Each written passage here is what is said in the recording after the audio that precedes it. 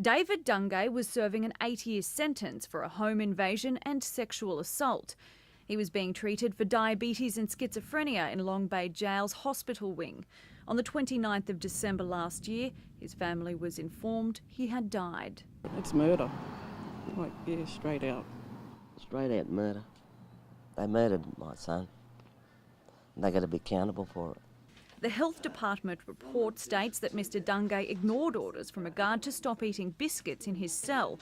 It says the prisoner became aggressive and the decision was taken to move him from his cell, which didn't have CCTV cameras, to one that did. There he was held down by prison guards and injected with a powerful sedative. 90 seconds later, he was dead. Oh, they had batons and shields, all right. They had the works for one person, one individual. The report says that in the CCTV recordings, David Dungay can be heard telling prison guards that he can't breathe. One corrections officer tells him, if you can talk, you can breathe.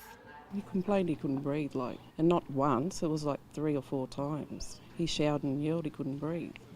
A post-mortem investigation says shortly after he was given the sedative midazolam, his face turned purple and he stopped breathing. Prison officers tried to resuscitate him. The family want the truth about what happened that day. If anyone was responsible for David's death, they want those people held accountable. The report by the Health Department says that nursing staff were instructed to clean the blood from inside of David Dungay's cell. That's the cell without security cameras. It's unclear who gave the instructions, but by the time police arrived to carry out their investigation, some of the blood was already gone. Professor Johan de Fleur is the chief forensic pathologist at the University of Sydney.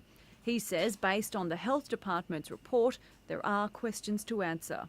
I think it's fair to say that there's no evidence of natural causes having caused death in this case. The post-mortem report found the cause of death was inconclusive.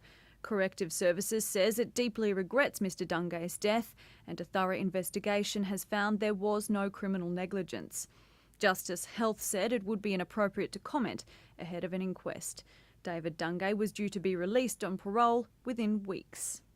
It was the saddest way to bring him home. Bring him home by spirit. In a box. The family is waiting for a date for a coronial inquest. Brooke Boney, ABC News.